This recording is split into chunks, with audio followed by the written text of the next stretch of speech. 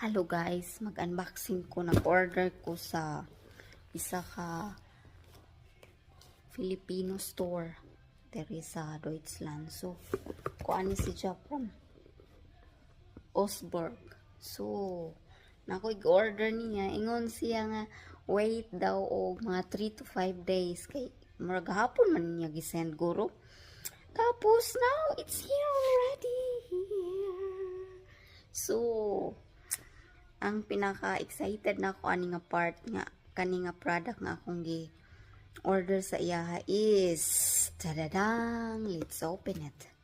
So this is it.